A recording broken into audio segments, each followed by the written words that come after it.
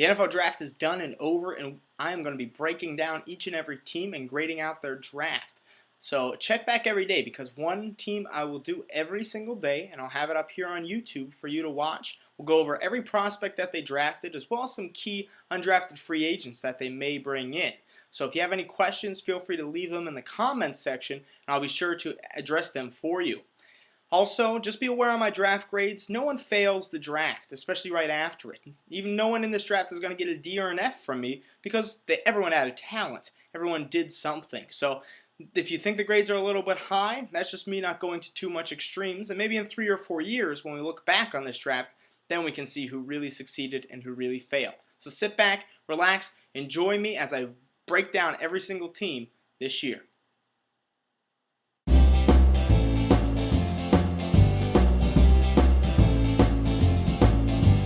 The draft expert, Shane Hallam, shows off his knowledge. Writing mock drafts, prospects from the best college. Breaking down tape, he might develop a man crush. Tearing up guys, taking questions in a rush. Comparisons, learning lessons, Shane saves the day, oy vey. Hulk or Banner, doesn't matter. Listen, cause here's who can play. Alright, today we're going to talk about the New York Giants. The New York Giants, picking in the middle of the draft, didn't have the type of season they were hoping to have overall that they usually do. So this is the draft they wanted to get a big impact from, and it looked like a typical New York Giants draft, starting right in the first round with Jason Pierre-Paul, defensive end from South Florida. And Jason Pierre-Paul is kind of a one-year wonder in college. He came out of junior college, played that 1 year at USF, huge wingspan, great pass rush ability, always in the backfield. Didn't quite get all the sacks, but he got a lot of hits, a lot of hurries, a lot of tackle for losses. So this is a high upside player that there wasn't a lot of tape to see, but the athleticism is there, the motor is there, and the body is there. And you can kind of mold him like a lump of clay. He's a guy that can gain weight, that can lose weight. You can do what you want with him, and I think he's a great fit for the Giants system. So we'll see if he gets into a defensive end rotation this year. And the second, they took Linval, defensive tackle from ECU. This is a guy that is an under tackle and a nose tackle's body. I thought maybe a good fit for him would have been a 3-4 D end, but in the Giants, it's a place, once again, where you can fit him in. They traded away Fred Robbins this offseason, so I think they want to bring someone in. I think Linval Joseph is a guy that's going to start at under tackle from day one, a big body that has a little bit of pass rush too. There was talk of him going in the first round, so I think this is a pretty good pick in the second. The third, they got Chad Jones, safety out of LSU. Giants have really addressed the safety position this offseason. Who knows about Phillips and his injury? They wanted to upgrade on the other side as well. So they brought in Antrell Roll. Now they draft Chad Jones, a guy that's been drafted in the Major League Baseball, highly athletic. He's a big hitter, takes a lot of risks, not a great coverage guy, not exactly the best technique in tackling. He's going to need to be developed along, but he has some big potential, and so I think that's why the Giants ended up grabbing him.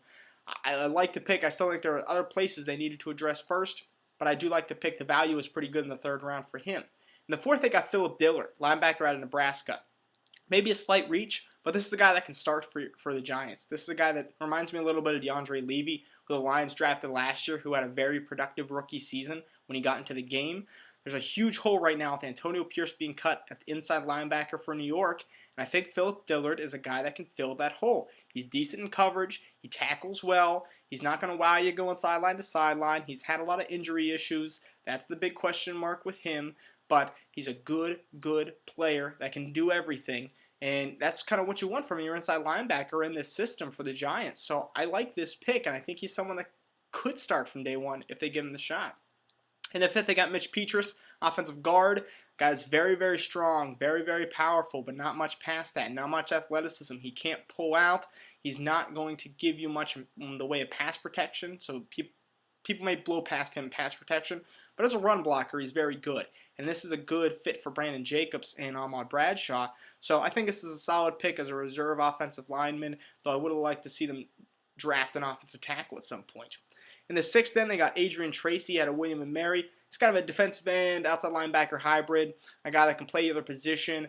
Is just kind of another pass rusher that the Giants have added. I would like to see where they're going to put him. I still think it was a little high. I had him as an undrafted player because I don't think he gives you much in the way of run protection. He doesn't really get off blocks very well. We'll see what happens with that. Then in the 7th, they got Matt Dodge, punter from ECU. Going to be their starting punter this season. Something you needed to address with Jeff Eagles retiring, and I think it's a good pick. So overall, I give the Giants a B+. I think it was a solid draft, not spectacular. I like the Pierre-Paul, I like the JPP pick. I like the Linval Joseph pick.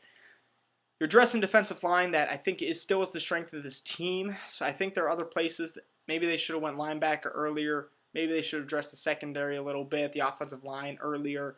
So we'll see. I think they were looking at a bunch of different ways here and just went with the best players available, which could work out for this team. So I think it's a good draft. I think it's a B+ draft. I think it's going to help them improve in a very tough division.